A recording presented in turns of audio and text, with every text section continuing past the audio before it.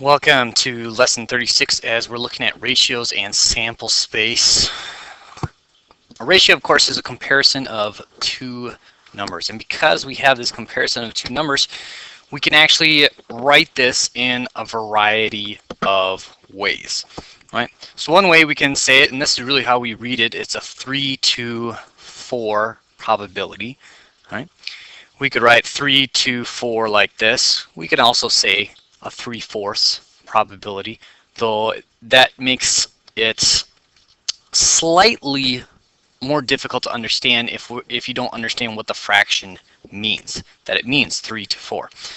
Let's see, ratios can also be written in decimal form. All right, and so we have 75 hundredths, simply put like that. And then, of course, they can also be written with these sweet little colon marks there, and 3 to 4 ratio. All right, now let's put this to practice.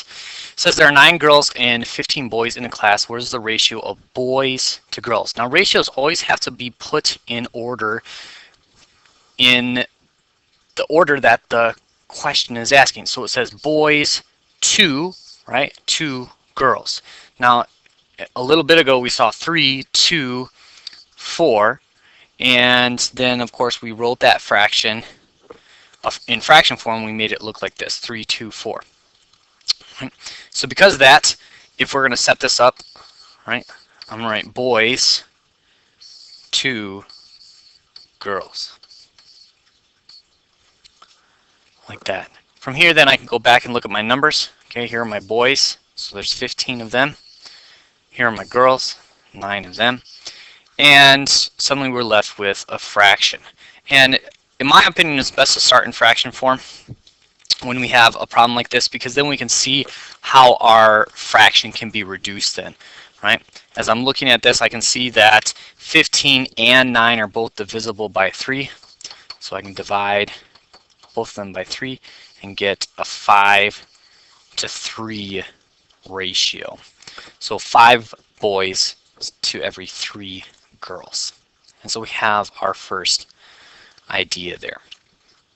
All right, go ahead and work with this one then, as you're looking for the ratio of the height of the tree to the length of its shadow. Then the second part of this lesson gets into what's known as probability. And probability is really defined, that's the word I'm looking for, as an event. You have this event and you want to know the outcomes of this event. And to know the outcomes, you first of all have to know the total number of outcomes. And then you're going to compare that to the outcome that you want to have, or the favorable outcome. And so we have this idea. From here, we get the term sample space. Sample space, of course, refers to all of the possible outcomes. You might want to write that down. Sample space is all of the possible outcomes. So, if I were to flip a coin one time, right? So one flip, what are the possibilities or the sample space that I could get, right? And usually they like to put fancy brackets. And so I could get a heads, or I could get a tails, right? That's what I could get, right? If I were to look at one roll of a dice, what are the possible outcomes? What is the sample space? I could roll a 1, a 2, a 3, a 4, a 5, a 6. Kind of makes you want to sing, doesn't it? Right. So those are all the possible outcomes for this if I just did one flip and one roll. And so we have this idea that goes along with sample space. Moving on. While sample space is easy to figure out when there is one thing going on, it gets a little trickier as you add in a second idea. Whether it's a second flip or a second roll, or you have a flip and then a spin, as we're going to look at here. So it says, what is the sample space of flipping a coin and spinning a spinner. So what are all of the possible outcomes? All right.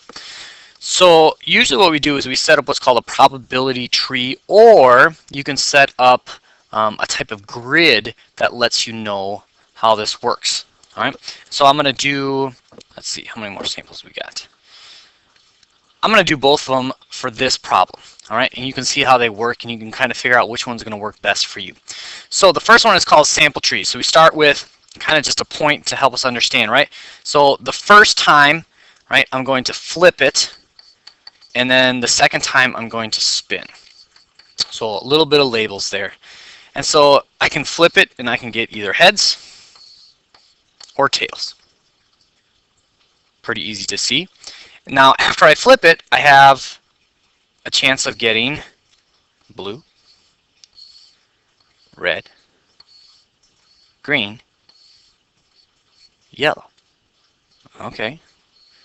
And then of course we're going to do the same thing to our tails then, right? I can get blue, red, green, and yellow. All right, words, get out of the way. And so now I've created a tree that helps me understand. So then I start following the lines, and what is my outcome? I could get heads blue, I could get heads red, I could get heads green, I could get heads yellow. This is a G. Right? Or I could get tails blue, tails and then spin a red, tails and then spin a green, and then tails and then spin a yellow. Those are all of my outcomes. So we would call this list that we just made, we would say this is our sample space. That's all the possibilities, possible answers I could get with this problem. All right. All right, I'm going to leave that up there, and then I'm going to show you a second way to do it. Maybe you don't like this. Now this technique, the tree technique, works for, you can have 1, 2, 3, 4. You could keep adding more and more, and your tree just gets bigger and bigger. Right? Here is a diagram that we can create. Right? If I'm going to flip the coin, I'm going to get a heads and a tails, and if I'm going to spin the spinner, I'm going to get blue, green, yellow, oh man, even more space, come on, and red. All right? And so we have that, and what we can do then is we can kind of create a very, very simple table like this to see all of our outcomes. So right away we know that there are 8 outcomes due to the fact that we have, basically we have 8 boxes we got to fill in, right? Nothing in this box, like that. And to match it up, right, I say here's a heads and a blue, a tails and a blue, right? So you can see how I just bring the tails down, I bring the blue over, just like that. All right, so as I continue with this then, right, heads is always going to be here, heads yellow, heads red, and then tails green, tails yellow, and tails red. And so once again, I've now created a chart, and this right here becomes my sample space and allows me to understand all the possible outcomes. Right? From here then we can answer questions. Right? It says what is the probability of getting red or blue? All right? So with that in mind, I'm going to erase that little circle there. What I'm going to do then, I'm going to go to my tree and I'm going to look for, okay, I want red and blue responses. The heads or tails doesn't matter. Okay, so here's one. Here's one. Right? Blue, red. So I see 1, 2, 3, 4. 4 possibilities to get red or blue out of how many possibilities, right? 1, 2, 3, 4, 5, 6, 7, 8. 4 out of 8 possibilities. And then of course, because it's in fraction form, I'm going to reduce that. So I have a probability of about 1/2. Right? Using this table, it's the same concept, right? I'm looking for blue, so I got 1 blue, 2 blue, and then I'm looking for red, 1 red, 2 red, so it's 4 out of 8. And then that, of course, is reduced to half. Right? So we have that idea. Right? So that's the outcome that we want. Let's see. I think we're getting near the end. I'm going to throw this word up on the board. Complement. Sometimes they like to sneak this in there. Complement, of course, is what we would call the opposite, right? The opposite event, right? I'm going to add that word event just to help us understand it. So in this case, right, on this problem we just finished, we were looking for red and blue, and we got a 1/2 response. So the complement, this would be the opposite. What if I didn't want red and blue? What if I wanted yellow and green, right? The complement in this case is going to be, once again, 1/2. And if you take the original event and add it to your complement, you will always get an answer of 1. So I'll just throw that little bit in there. Okay, here you go. Here's your problem. All right. So we have 2 spinners, an A, B, C, D spinner, and then a 1 through 8 spinner. Right. So the colors are irrelevant in this one. It's just A, B, C, D, and 1, 2, 3, 4, 5, 6, 7, 8. So first I want you to figure out the sample space for 2 spinners. So if I spun them both, first I spin this one, and then I spin this one. Right. Oh, spin. They don't want to spin. Right. Then after you found the sample space, then find out what is the probability of getting D2. All right, now D happens to be in red and 2 happens to be in red. So really I'm asking you to get a response of 2 reds and then a D2. So R2D2. Okay, that's a joke, maybe not a good one.